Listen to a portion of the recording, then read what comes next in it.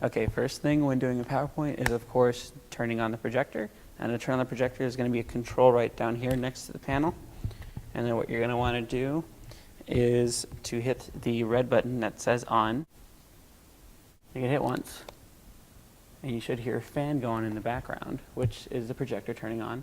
Of course, the next thing you're going to want to do with the computer is that you're going to want to turn it on. Of course, this one's already turned on. Then you're going to want to find this cable, which is called the VGA cable. It has the pins on the inside, and it's the only thing that's going to be able to fit into the VGA input, which is typically on the sides of computers, but on this one, it is right here in the back, as you can see right next to the Ethernet, and that one's a VGA.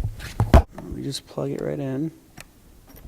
Typically, they'll have screws on them, but this one doesn't, so just make sure that it goes all the way in. And then once it's there, you should be seeing it on the screen up on the projector.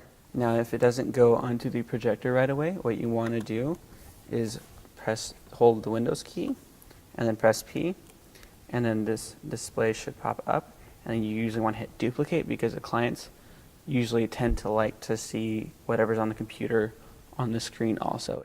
Okay, now for Mac laptops, it's the exact same thing. You turn on the projector and you turn on the laptop, but the only difference is going to be that for the VGA plugin for video, what you're going to want to do is to find the adapter. And there's several different kinds of adapters, so what you want to do is just look around and then match the adapter to the type of plugin. This one happens to be a DVI. So first thing we do is you plug in the cable to the adapter, and then you screw it in just for safety, and you're going to want to go ahead and then just plug it right into the laptop.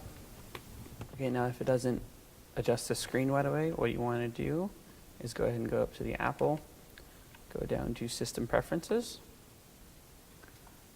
hit Displays, and then bottom right hand corner, hit Detect Displays.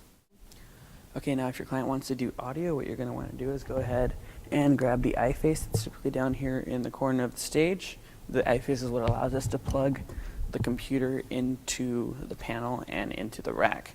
Now it's a typical headphone jack, so what you want to do is just put it around and then find the headphone jack. Typically that's what you would plug in your headphones or speakers from the computer, and you just plug it right in. Okay, and as you can see here, we have channel 2. It's already labeled LPT. And you want to go ahead and turn that one up to normal levels. And since they're going to be at 70% volume, and they're allowed to do whatever changing, but of course if it gets too high, you can always turn it down.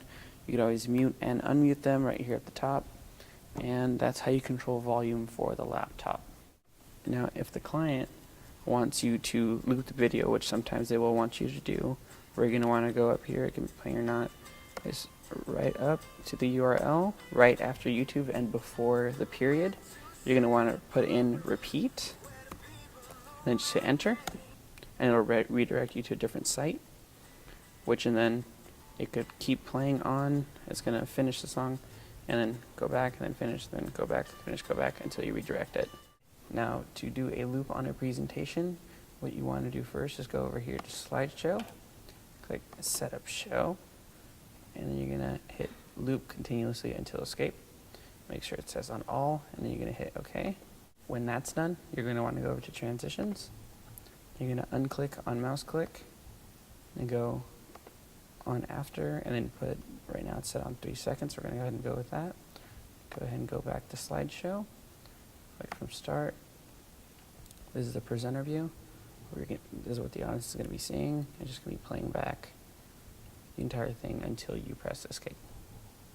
Now for presentation remotes, which work for both PCs and Macs, you're going to have to want to pop out the USB drive here.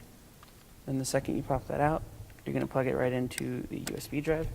Now once that's in, you're going to go ahead and then start the presentation, and this is what you use to click through the slides. And then once it's unclicked, you can also use it as a laser pointer, and then this is to black out the slide bottom.